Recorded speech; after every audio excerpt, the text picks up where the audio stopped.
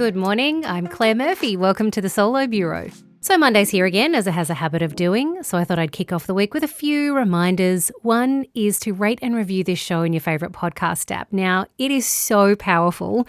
When you guys do that, it gets me noticed by people who are in positions of importance. And that could lead to me actually making an actual career out of this. So if you wouldn't mind, please go and rate and review in your favourite podcast app.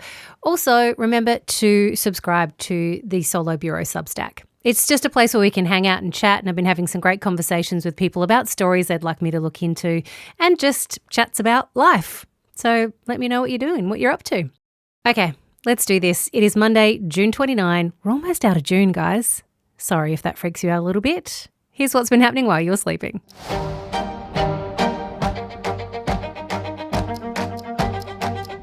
Iran and the US have accused each other of breaching the ceasefire agreement as attacks in the Gulf continue.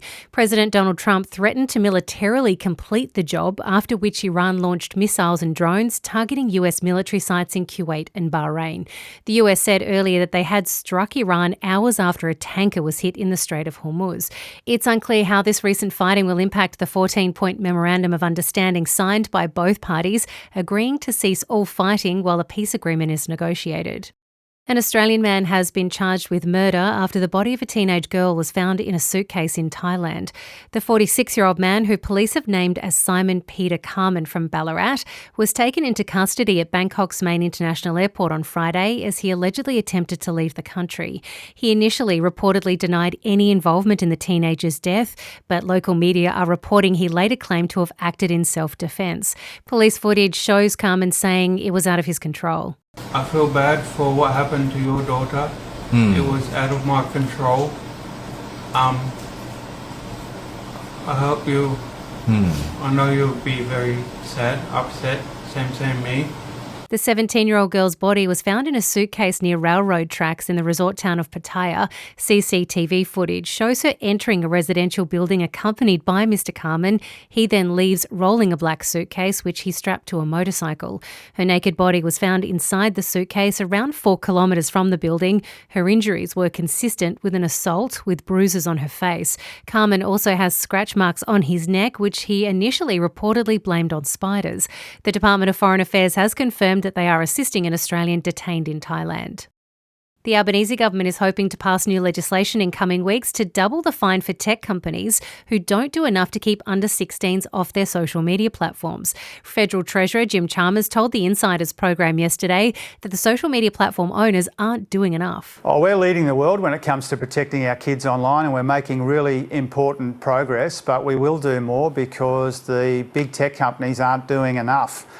We will strengthen the penalties, we will strengthen the powers of the e-Safety Commissioner, and that's because we recognise that the future of our kids, the safety of our kids, is too important to let the big tech companies wriggle off the hook or avoid their responsibilities. So we will do more because the tech companies aren't doing enough, and we'll see that reflected in the Parliament before long. Under the changes, those companies failing to enforce the national ban on children under the age of 16 from having a social media account fined up to $99 million. The platforms will also be compelled by the e-Safety Commissioner to reveal what they're doing to actively stop teens and children from accessing those accounts. Drones will now patrol the New South Wales coastline from dawn to dusk year-round under a new Minns government $34 million proposal. Premier Chris Minns says his government will invest in the major scale-up of drone coverage across beaches, not just in Sydney but along the coast, covering 72 beaches, including one in every coastal local government area. Mr Minns says he can't guarantee this will remove the threat of shark attack entirely, but will better inform swimmers, surfers and other ocean goers when the animals are around. The great white sharks, like the one believed to be responsible for a recent attack on a young woman as she swam between the flags at a Sydney beach and who since had to have her arm amputated, are in the area during the colder months, but will head further south as the weather warms up. But while the great whites might move on, there are still others around, like bull sharks. The New South Wales Premier says they're also working on an AI solution. We're using a bit of old technology and some new technology. The old technology is the nets, particularly during the summer months, and the new technology is drones. What we'd love to get to is autonomous AI-enabled drones that don't require humans to monitor the sharks on a dawn till dusk basis. We're not there yet, and this is a measure that we can put in place in the meantime. Guests invited to Taylor Swift and Travis Kelce's wedding have no idea where it's being held. The pair are reportedly set to get hitched in the wedding of the century sometime in July, with invitations already sent out to those who are on the guest list, told to save the date over a couple of days. To maintain privacy and keep as much as possible under wraps, the invitations have reportedly been verbal rather than in the mail, with each guest receiving a phone call to say they're invited.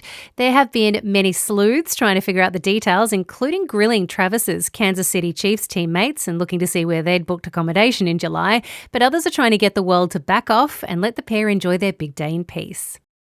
The Socceroos have faith that their preparation leading into the World Cup is enough to nab them their first knockout round win.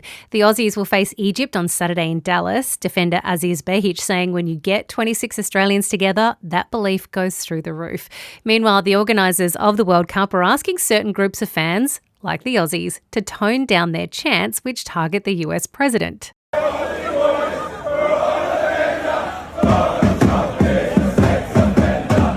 If you couldn't quite get that chant is the Aussies saying, "Aussie boys are on a bender, Donald Trump is a sex offender." It's gone viral as a sea of green and gold makes its way around the US and Canada for the event. Another chant from the English fans is too spicy for me to say out loud. There are some concerns that Trump, who is reportedly set to present the trophy to the winning team, may even skip the event due to the potential negative response from the crowd. Well, that's it for today. A nice, short, sharp and shiny one to get your week underway. We'll catch you here again tomorrow. Have a good one.